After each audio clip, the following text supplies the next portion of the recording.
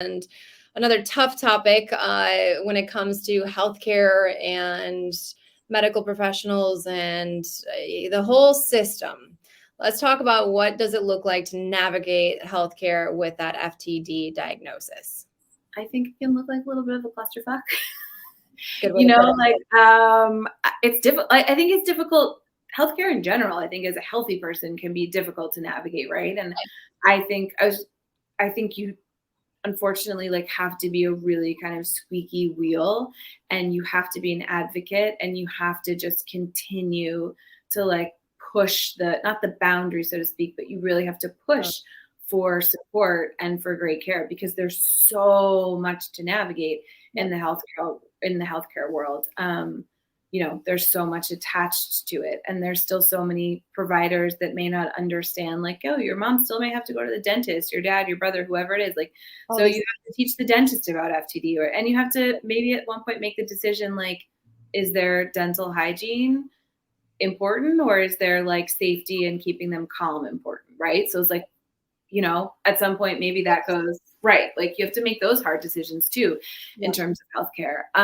But yeah, there's just a lot to navigate. So I think being a really loud advocate and an educator for the healthcare people that you're going to come in contact with that don't necessarily know what dementia, not even FTD, don't even understand dementia, or just talking about what it is that is going on with your loved one as you navigate your way through it, I think is really important. Because I think if people understand, then hopefully they'll have a little bit more compassion as you make your way through the healthcare, systems. And I think I could not echo that enough, because I remember when my mom, how this all came to a head. There was a few other things that really erupted, especially because my dad, 87 at the time, called me in April of 2020 and was like, your mom, I can't do this anymore. I can't help her. And that really ignited a lot of these different things, and ended up where she also had diabetes. And so we ended up with a medical emergency due to her diabetes. She, did not want to listen to anybody. Nothing's wrong with her. She's going to eat the way she wants to eat. And she ends up in the hospital, and tried leaving the hospital at 4 different occasions. And so that was a whole thing. And it finally was me begging these nurses. And the problem that I will say that, and I understand there's so much going on, but to have to repeat the same trauma over and over and over and over again, because you have nurses that come in every other time and doctors that come in every time, yet there are notes. That was something that really, really got me, because, I'll share a story here in a second about, where we got at the end, but it took me begging these people to get her psychiatric care, for them to understand, I don't just need you to look at the fact that she needs help right now for diabetes. It's that what is going on at home cannot sustain what and how she is living. I need someone's help to help me navigate this. And it was the first time where I was just absolutely shocked in how long and how hard I had to push. Yeah, it's because you're emotionally so drained, and then to have to go through all of that. But it's really, it's so, the stories that I've heard about how much people really have to advocate, and build awareness and teach people about what the need of their loved one really is, so that they can get the best care, is really important. And that's why I think, having these conversations like you and I are having today are so important, because I think if one healthcare professional hears it, or, someone, I just think the more people that can understand the needs of the loved ones that we have is really the best way forward to get more supportive healthcare around people that are dealing with a FTD diagnosis. And don't get me wrong, they've got a tough job. I understand. These nurses, God bless them, and the doctors, they're doing a lot of work and don't have enough recognition that they deserve. 100%. And 100%. Isn't something, when you look at, if someone comes in with a broken bone, it's okay, well, we got a solution for this. We're going to go ahead and fix this bone, send you on your way. Good. Right. This is mass chaos. It is, no one knows how to deal with it. You don't know how to deal with the patients. And I remember there were several times this happened where, and this was even a family physician that we had. And again, like she was somebody that we had known for many, many, many years and love her. But she, when I asked her, like, what do I do? What do I expect? She was one of 3 of my mom's doctors that told me, given her reluctancy to listening to medical advice, given her, refusal of any help, what we see in these patients is that you're just going to have to roll with the next catastrophic event after catastrophic event after catastrophic event. They weren't kidding. They were not kidding. And I would get so mad at them because I'm just like, what do you mean? I had one that was just like, well, she's been coming to us for 10 years and doesn't want to listen to us about anything. So we stopped even giving her these tests because why bill her insurance when she's, doesn't care?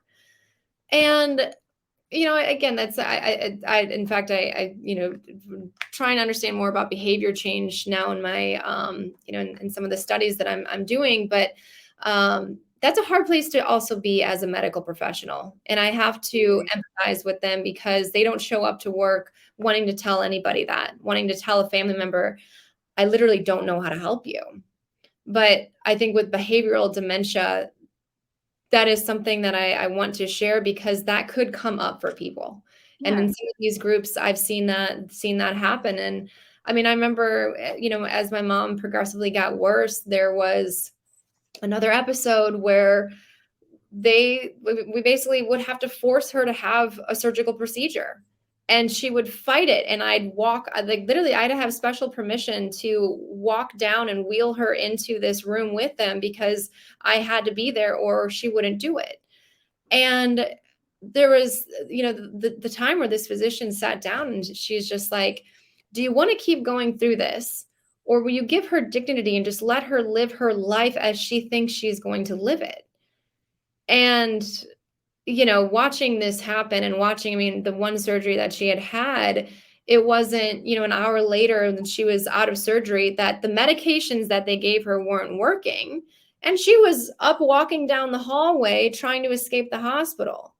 And you see these, all these people come in and try to like help. And at that point, there is a lot of trauma that goes into this for both the families and the caregivers, because caregivers, and not the caregivers, but healthcare professionals, this is not something that they look at on a daily basis. Like, they want to help fix things. It's not a fixable thing. And you have to roll with the punches. But I really hope that healthcare starts to look at dementia and mental illness as you would anything else, any other illness. And we talk about this with open arms to people. And we talk about, the stigma that we have around talking about death and talking about dignity. I'll never understand, because I mean, I hate to break it to anybody that might be listening to us, but that's kind of the reality of everybody. I mean, we're not going to avoid it. Yeah. I think it's like, you could have an entire conversation about it, but it's like, I remember I worked in early childhood mental health for a long time, and we did this whole bereavement like training in our program. And the bereavement trainer was like, this is the sticky stuff, right? Like, this is the stuff that no one wants to talk about, but yet is a part of everyone's life at some point. Right. So we need to talk about it. And I think it's true. Like, I think these are the things you don't want to have to talk about. You don't want to have to like open up about. This is not the fun stuff. This is not flowers. This is not rainbows. This is not cupcakes. Like, it is the reality of life at some point for everyone. So the more you can talk about it, I think the more awareness, the more education, the more, openness maybe you can have when you have to be in those sticky situations yourself, because they're not fun, but they unfortunately are a part of life. Yeah. I think the other thing I'd mention too, and I don't know if you'd run into this much, but even with how insurance billing would run sometimes, that was really difficult as soon as you put dementia on that patient's chart. With my mom's behavioral components and the diagnosis of dementia, we found that it took 7 different homes that we had tried to call after the late stage, where they wouldn't accept her. And so then we were not only as a family dealing with, oh, this hospital is just going to discharge our mom back to us, who now has a surgical wound that needs to be cared for that we are not equipped to care for, who is now progressively worse because you put a dementia patient under anesthesia. That takes it another notch. And I mean, I remember just crying in fear because I'm like, I have no idea how to care for her or to keep her safe right now. And this hospital is just going to let her come to us. And after pleading with 7 different places, we finally got her into I guess, a lockdown facility. But it took 7 different conversations, 7 different times of having to retell our story. And again, we had such amazing advocates, especially at Duke University Hospital here in Raleigh, that they finally just sat with me and just carried me along the process. But it's freaking hard for people. And I remember they had to essentially add some sort of diagnosis at the end to have this nursing facility accept her for something specific. But then that changed how medical billing would bill different things. So when you say anything comes down to dementia or mental health, you're on the hook for a whole lot more costs. And there's no you can't give me an explanation for that. The other thing that I thought was really interesting when it came to the systems is, I think I'd mentioned social services, as well as, some interactions that we had to have with our local police department.